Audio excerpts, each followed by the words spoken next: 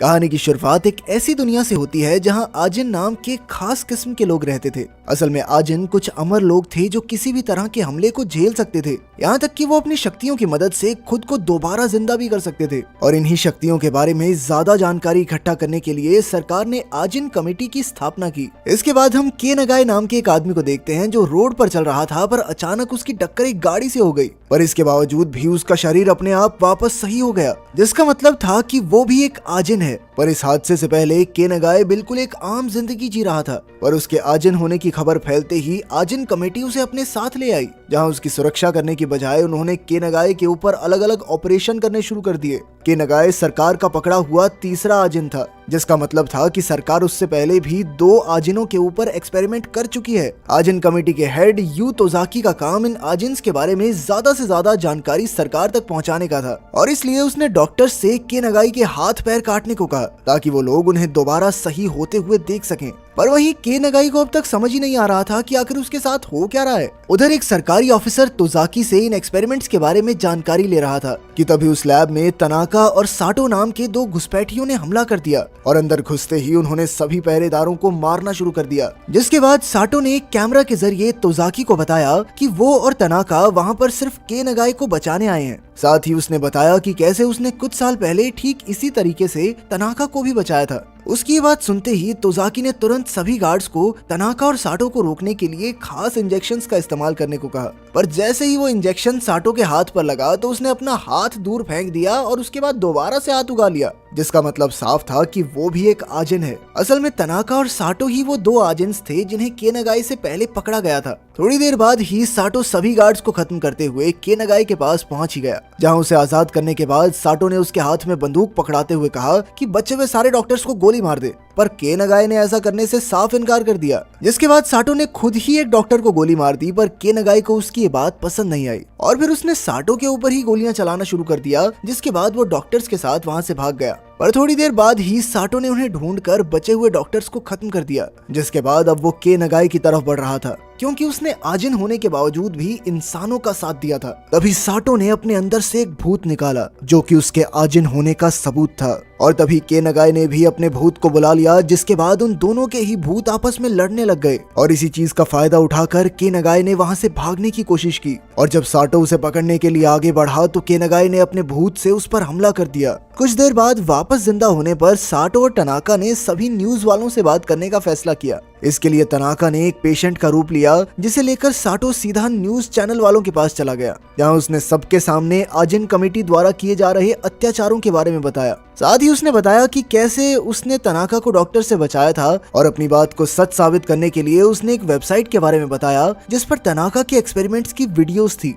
अपनी बात खत्म करते हुए साटो ने आजिन्स के हकों की मांग की और कहा कि हम एक साथ नहीं रह सकते, एक अलग देश होना चाहिए हमारे लिए। साटो के खुलासे के बाद ये खबर काफी तेजी से पूरे देश में फैल गई और अब सभी लोग इस पर बात कर रहे थे। अगली सुबह के नगाई एक गांव में पहुंच गया, जहां उसकी मुलाकात एक बूढ़ी औरत से हुई, जिसे के नगाई की शक्ल अपने पोते जैसी लग रही थी, और इसीलिए उसने के नगाई को अपने घर में आने का निमंत्रण दिया। उधर के नगाई की बहन एरिको, जो हॉस्पिटल में भर्ती थी, उसे अपने भाई के बारे में टीवी पर चल रही न्यूज से पता चला, और इसके थोड़ी देर बाद ही तोजाकी की असिस्टेंट इजुमी के नगाई के बारे में पूछताछ करने के लिए उसके पास पहुंच गई। पर एरिको को तो खुद अपने भाई के बारे में कोई जानकारी नहीं थी। और तभी अचानक से तनाका के भूत ने इजुमी पर हमला कर दिया, जिसे वो हॉस्पिटल के बाहर से बैठा चला रहा था। पर असल में इजुमी भी एक आजिन थी, और उसने तुरंत ही अपने भूत को तनाका का सामना करने के लिए बुला लिया, जिसके बाद उन दोनों में लड़ाई शुरू हो गई। इजुमी के इस राज के बारे में पता चलते ही तनाका उसे खत्म करके एरिको को अगवा करने के लिए सीधा हॉस्पिटल के अंदर ही आ गया। पर तब तक उन दोनों के आसपास काफी सारे लोग इकट्ठा हो गए थे, जिन्हें देखकर तनाका चुपचाप वहां से चला गया।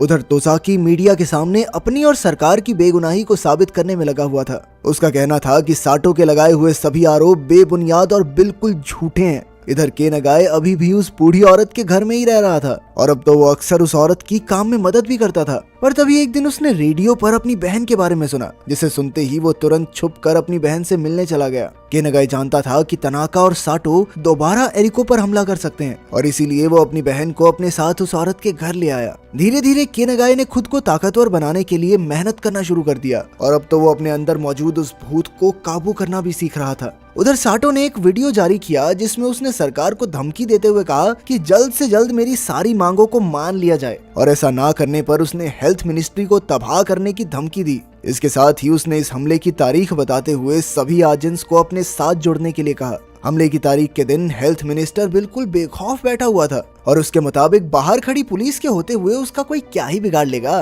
पर तभी एक प्लेन सीधा आकर हेल्थ मिनिस्ट्री की बिल्डिंग से टकरा गया। असल में इस प्लेन को साटो उड़ा रहा था और एक आजिन होने की वजह से उसने अपने आप को दोबारा जिंदा कर लिया। वहीं बाहर भी कई सारे आजिन साटो का साथ देने के लिए पहुंच गए थे, पर साटो की इमारत से बाहर आते ही पुलिस ने उस पर अंधाधुंध गोलियां चलानी शुरू कर दी। पर तभी एक दूसरी इमारत के ऊपर बैठे हुए तनाका ने पुलिस वालों के ऊपर गोलियां चलाना शुरू कर दिया ताकि साटो को खुद को ठीक करने का समय तो मिल जाए। और जैसे ही साटो वापस होश में आया तो उसने अपनी आजिन शक्तियों की मदद से सभी पुलिस वालों को खत्म कर दिया। जिसके बाद उसने एक और वीडियो बनाई जिसमें उसने तोजाकी और सरकार को 2 दिन के अंदर टोक्यो शहर खाली करने के ऑर्डर्स दिए, और ऐसा ना करने पर उसने कहा कि मैं पूरे शहर में जहरीली गैस फैला दूंगा, फिर ले लेना मजे, तुम सारे मरोगे। उधर गांव वालों को केनागाई के आजिन होने की खबर मिलते ही केनागाई और एरिको को जल्दबाजी में उस औरत के घर से भागना पड़ा। इस दौरान तोजाकी ने साटो से बात करके उसे टोक्यो के बदले एक दूसरा शहर देने की बात कही, जिसके लिए साटो ने साफ इनकार कर दिया।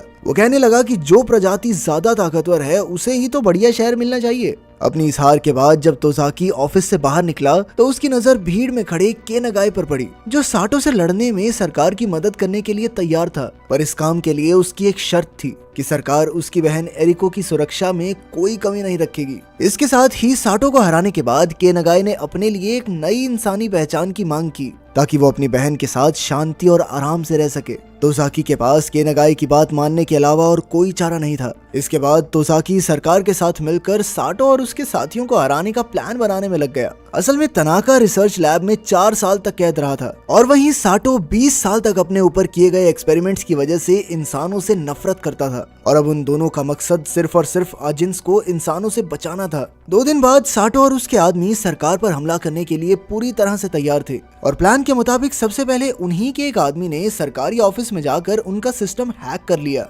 उधर तनाका ने इमारत के अंदर मौजूद सभी लोगों को कैद कर लिया था, जिसके बाद वो लोग जहरीली गैस छोड़ने के लिए इमारत की छत की तरफ बढ़ने लगे। पर तभी तोजाकी ने उस हैकर को ढूंढकर उसके ऊपर उसकी बंदूक तान दी, और इधर तनाका अपने कुछ दोस्तों के साथ गैस वाले कमरे तक तो पहुंच गया था। पर तभी अचानक से एक काली सी चीज ने उन्हें चारों ओर से घेर लिया। असल में ये चीज केनागाई ने अपने भूत की मदद से बनाई थी, और इसी चीज का फायदा उठाते हुए पुलिस वालों ने तनाका और उसके साथियों के ऊपर खास इंजेक्शन से हमला कर दिया। उधर साटो एक लकड़ी की दुकान पर मौजूद था, लेकिन फिर अगले ही सेकंड वो इमारत के अंदर पहुंच गया। असल में तनाका साटो का हाथ काट कर अपने साथ बैग में लाया था, जिसकी मदद से साटो ने अपने आप को उस कमरे के अंदर जिंदा कर लिया। पर उसकी इस चाल ने केनागाई और पुलिस वालों दोनों को हैरान कर दिया था, क्योंकि उनमें से किसी के दिमाग में भी ये बात नहीं आई थी। और जैसे ही पुलिस वालों ने उस पर हमला करने की कोशिश की तो साटो ने अपने भूत की मदद से उन पुलिस वालों को खत्म कर दिया। जिसके बाद उसने तनाका को वापस से जगाया और फिर वो दोनों सीधा उस जानलेवा गैस को लेने के लिए पहुंच गए। गैस मिलते ही साटो पूरी रफ्तार से छत की तरफ भागा।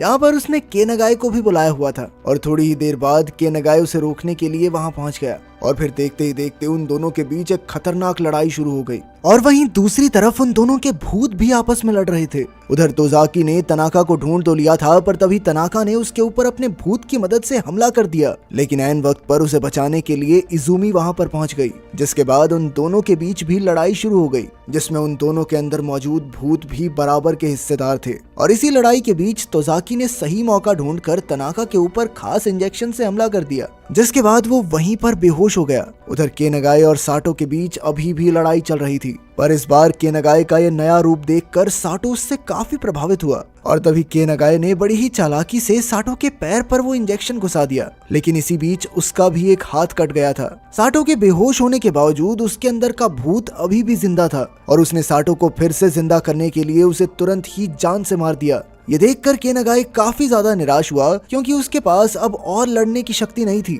पर जैसे ही साटो उस पर हमला करने के लिए आगे बढ़ा, तभी बहुत सारे पुलिस वालों ने वहां पहुंचकर उन दोनों को ही लिक्विड नाइट्रोजन गैस से जमा दिया, जिसके चलते वो दोनों वहीं पर जम गए। इसके बाद पुलिस वालों ने उनके बर्फ के पुतलों के छोटे छोटे टुकड़ों को तबाह करके साफ कर दिया, ताकि वो दोनों खुद को वापस जिंदा न कर सकें। पर थोड़ी देर बाद ही केनागाई ने लड़ाई में कटे हुए अपने हाथ की मदद से खुद को वापस जिंदा कर लिया, जिसके बाद वो शीशा तोड़कर सीधा बाहर की तरफ